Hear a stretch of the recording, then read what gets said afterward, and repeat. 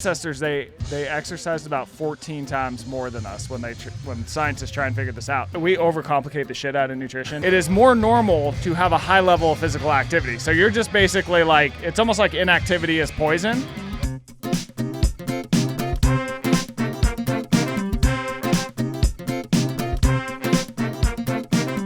All right.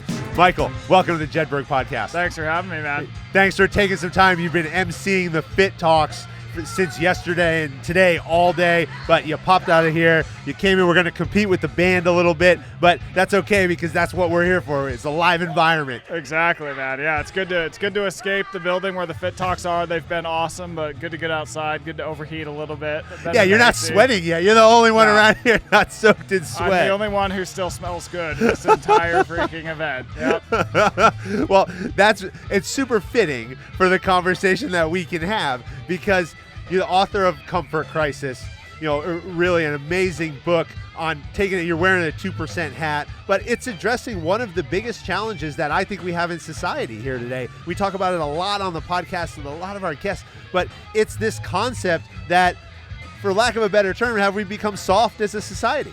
And what does that mean? What does that mean today, and what does it mean for our future? Yeah, well, I think about it in terms of these large timescales where, in the past, for millions of years, doing the next easiest, most comfortable thing, that served us. That kept us alive. Then our environments changed so quickly to those that are a lot more comfortable. You think about the things that most impact people's daily lives today, they're all new. They're all less than 100 years old, really, and they're all designed to make your life more comfortable and easier. So you put a species that is wired to do the next most comfortable thing in that environment, and you're going to start to have some problems. And so I think we're seeing them now, and we're just in the stages where they're accumulating enough that I'm hoping we're starting to realize, all right, we got to make some changes here. Well, you bring up this evolution that we've gone over, in society, but one of the things that you drill into is the fact that we would lose tremendously to the caveman. Yeah. Oh yeah. In the past, you had to be very, very fit in a lot of different ways. So our ancestors, they exercised about 14 times more than us when scientists try and figure this out. And by the way, they're not exercising, quote unquote exercising. They are literally just doing what they need to do to survive. They're just having to be physically active. And today, you could take 1,000 steps a day and be fine. You would live on. You'd start to get some long-term problems, but you could survive. It never happened in the past. Well, the life that they lived was so different. You're talking about fighting for food, fighting for survival, running from animals, right? And we do live in a society where so much now is just given to us, and there's this conversation of perspective, right? You talk about doing hard shit. That's one of the things that GORUCK talks about, and there's a lot of collaboration that happens between you and GORUCK around for sure. Doing hard shit, right? We've talked about this with Jevy Stone. Jevy Stone is an Olympic rower, won the silver medal in the 2016 games, and she says that teams build bonds with people by doing hard things together. Yeah, right, but we live in a society where everyone's shying away from doing hard things, where we're talking about, how do we live an easier life? How do we take our phones and, be consumed in there so we don't have to get off of our couch? Talk about this concept of reprogramming and just getting ourselves focused on the fact that not only do we have to do hard shit, but we need to go seek it out. Yeah, well, I think that's the key, is that you need to seek it out today. And I don't even know if people are so much wanting things to be easier as it is that we innovate, and the innovations that tend to take off, they tend to make our lives easier in some way, and so we just default to them, right? So it's this thing that just sort of happens over time, and you don't really realize it's happening until you realize, people are becoming obese because our food system is set up in such a way where we favor really calorie-dense food, and it's everywhere, and we're removing movement. And so don't get me wrong, that's a good problem to have in the grand scheme of time and space. But if you're not doing things to offset how amazing modern life is, with the fact that you don't have to freaking, run 15 miles a day you're not hungry all damn day. Like if you don't do things to offset that, that's going to lead to some long-term problems. And so when you think about what does it take to sort of get someone to realize that, I think a lot of people, come into it. Some people are just going to do it naturally. I think some people are going to come to it where, they have a realization that something's wrong in their life and they're like not sure what it is, and they try exercise, they try getting outside more, and it takes, because we are geared to need a certain amount of physical activity to be healthy. So I don't necessarily see exercise as improving our health so much as I see not exercise making you unhealthy. Yeah. It is more normal to have a high level of physical activity. So you're just basically like, it's almost like inactivity is poison. But I think once people start to do that, even though it's hard in the short term, a lot of what I talk about is like living well today means that you have to basically embrace short-term comfort to get a long-term gain. Okay, so if you want to improve your fitness, you're going to have to exercise. It's hard and uncomfortable in the short term, but you get these long-term benefits. Right. Weight loss, you're going to be hungry in the short term, but you're going to improve your health in the long term, on and on and on. So I think the problem is, to your point about how things are framed as easy, I think we try and frame solutions as easy. And if it's easy, it's not going to work. Right. Like it just doesn't work that way. And anything you do in life. Yeah. So I think that just even having the message and getting people to realize like this is going to be a challenge, but like you're going to be fine. Like it's just going to burn for a little bit, It's like, oh yeah, I was uncomfortable for like an hour as I exercised, but then I felt better for the other 23 hours of the day. Like it's a pretty decent bargain.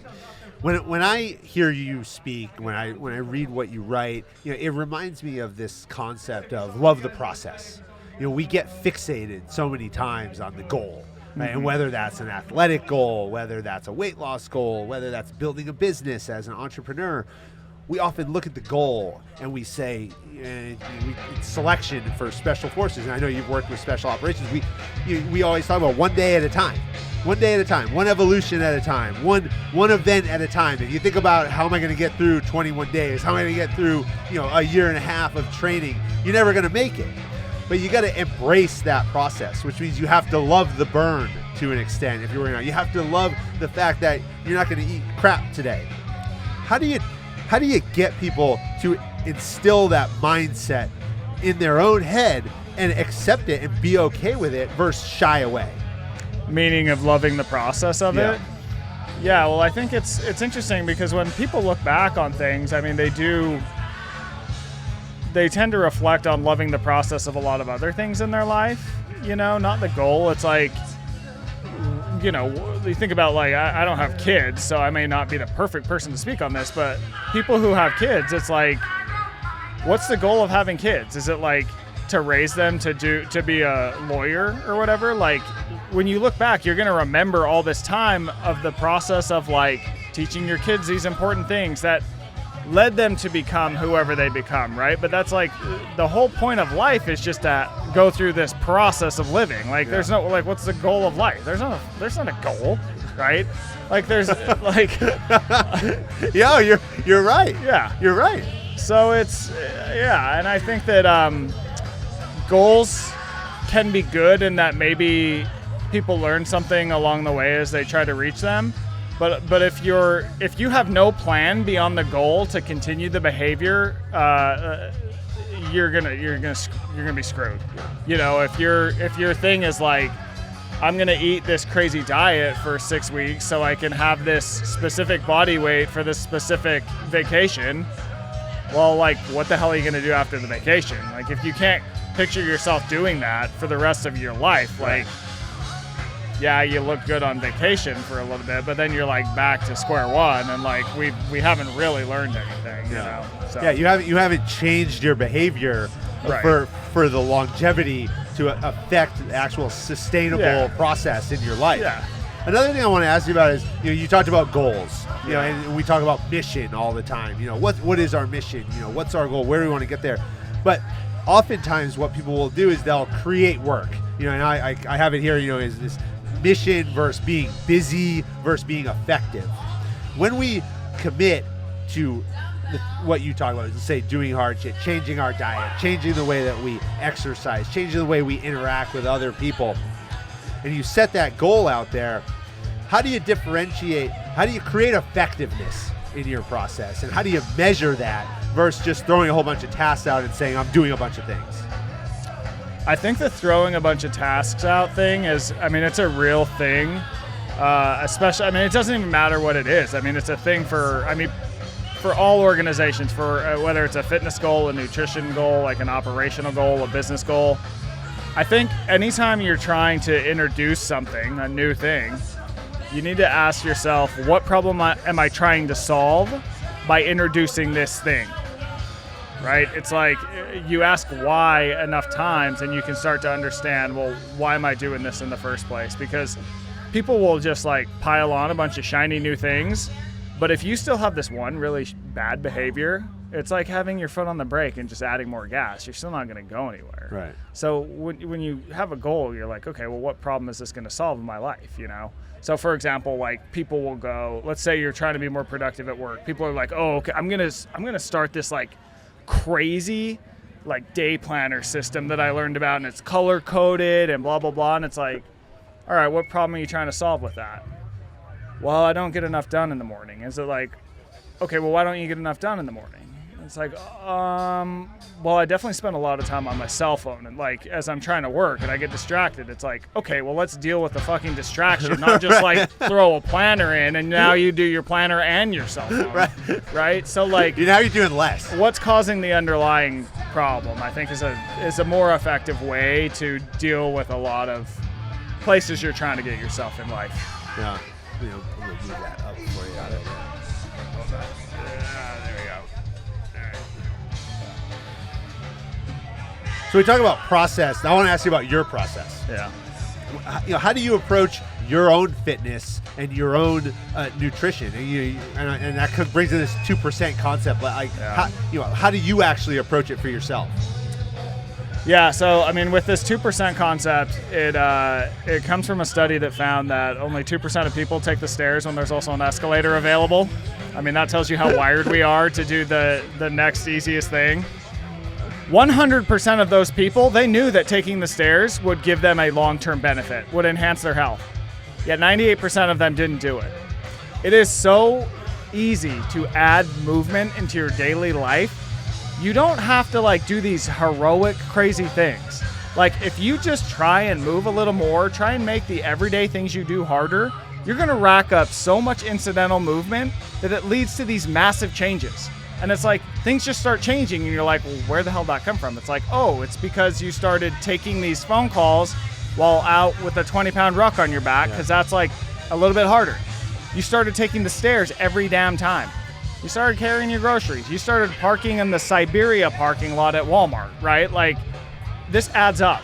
So I think that, like, that's a really great first step for most people. And not only that, but I mean, it doesn't matter how fit you are. Like, adding that concept in can be useful. And then I do think, you know, like, I, of course, you know, do dedicated training sessions. And I try and tick all the boxes. Not trying to be the strongest guy. I'm not trying to be the guy who's going to go the farthest. I'm not trying to be the fastest guy. I'm not trying to be the most mobile guy. I'm trying to be the guy who, because of my job as a journalist, you throw me in any random situation that I might find myself in, and I'm going to be fine though, right? What about nutrition? Oh, nutrition, yeah. Yeah, nutrition is, we overcomplicate the shit out of nutrition. It's literally just like, it's like,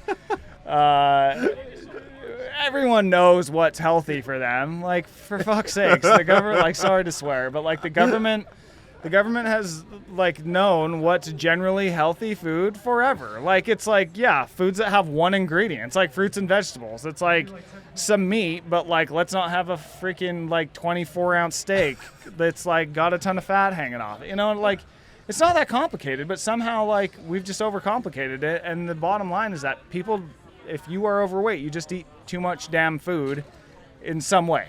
I think most people are going to be better off if they eat more foods that have one ingredient.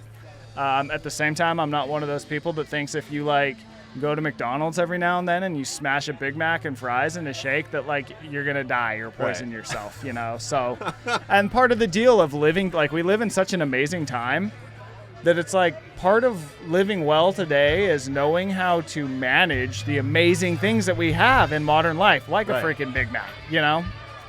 Yeah, no, I absolutely agree with you. You know, we tend to beat ourselves up, you know, when we commit to goals and we do a good job with it, right? You know, you eat fruits and vegetables, you eat protein at every meal, and then it's like, you know, it's Sunday and I ate a pizza.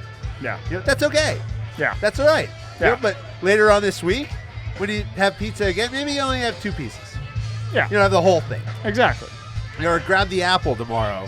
Yeah. For lunch and offset it. Yeah, I think we do that a lot, and we get involved with these fad diets. Yeah. You know, we say, oh, like you were talking about, you know, the person who says, well, I gotta do this to go on this vacation, where it's like, well, you could probably do 75% of that, but do it for the rest of your life. Right.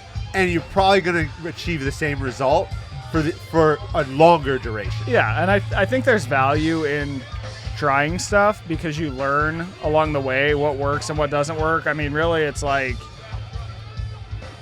it's very much an art rather than a science to me. It's like try some stuff, figure out what works for you. You're gonna pull a lot of ideas from different things and eventually land on something that, you know, gets you where you want to be. And like the reality is that you might decide, like, you know what, I'm okay being like 10 pounds heavier than I want because I fucking love M&Ms. Yeah. And if I just wouldn't be like as fulfilled in life if I couldn't just like sit down and have a couple M&Ms at night, and like that's okay. Like you don't got to be perfect, right. You know? Well, I got to ask you a question. I've been fortunate this weekend to sit down with a lot of journalists.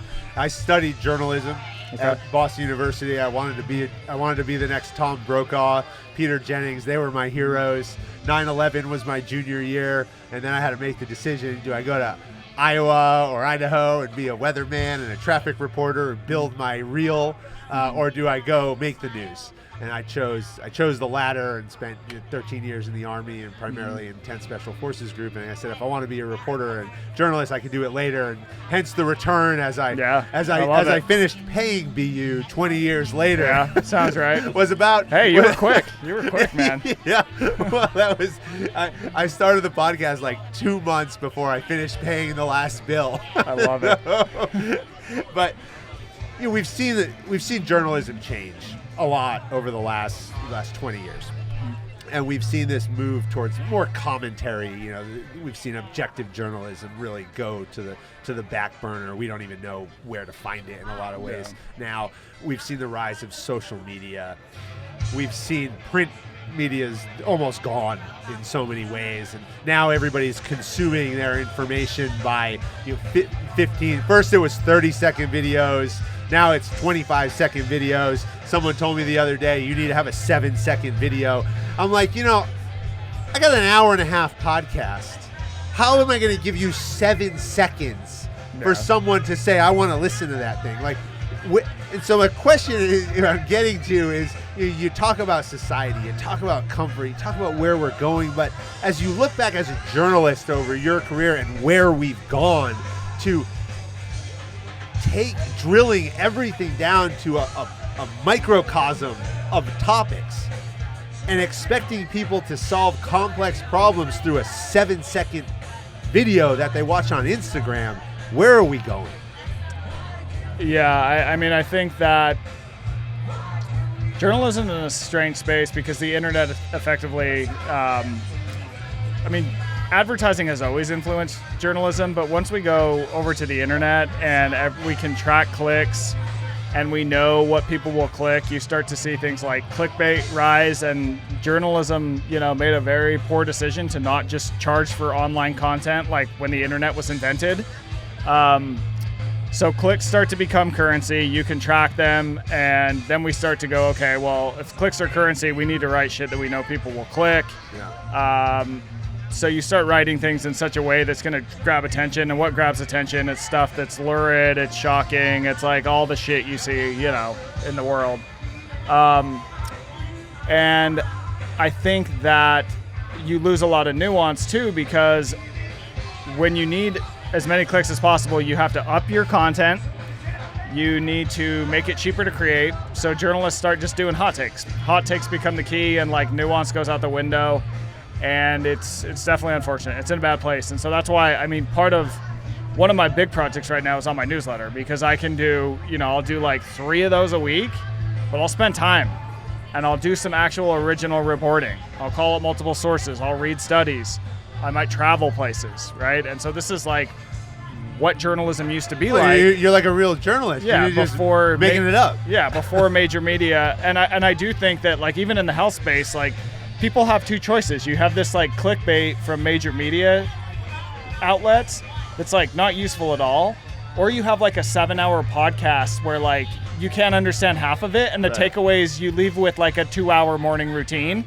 And it's like, who the hell has time for that shit? So trying to like restore, the millionaires, billionaires basically, trying to restore some like sanity and normalcy and accuracy to journalism is kind of my charge right now. So. Well, I got to wrap up with you because I got to get you back over to the next series of Fit Talk. So Jesse Graff is going to be talking too. So I'm going to go in there actually in a few minutes after you. But before we close out, I want to ask you, the Jedburghs in World War II had to do 3 things every day to be successful. Core foundational tasks, habits. They had to be able to shoot, they had to be able to move, and they had to be able to communicate. If they did these 3 things with the utmost precision, then they could actually focus their attention on more complex challenges because they didn't have to worry about the basics.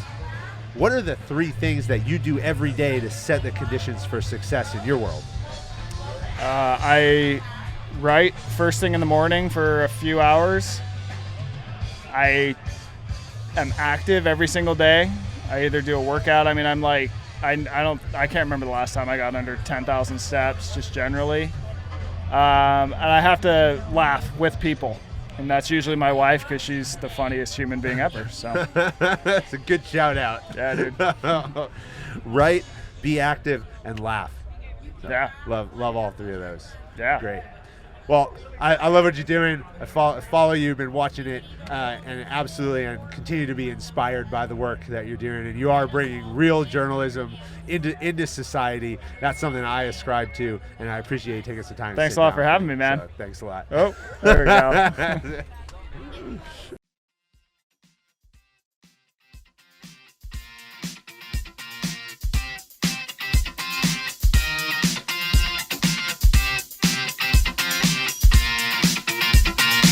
American Jedburghs went out to form the foundation of the United States Special Forces and the Special Activities Directorate of the Central Intelligence Agency. Thanks for listening to the Jedburgh Podcast. I'm your creator and host, Fran Racioppi. Join us next week for a new episode on Apple, Spotify, or wherever you get your podcasts. Check us out on YouTube for full episodes, highlights, and other behind-the-scenes content. If you like what you heard, give us a like and leave a review. Follow me, Fran Racioppi, Talent War Group, and our sponsor Jersey Mike Subs on LinkedIn, Instagram, Facebook, or Twitter. Send your comments and inquiries to media@talentwargroup.com. As a former member of Special Forces, the Jedburgh Podcast donates a percentage of all proceeds to the Green Beret Foundation, supporting America's Special Forces and their families. Thanks for joining us on this episode. How you prepare today determines success tomorrow.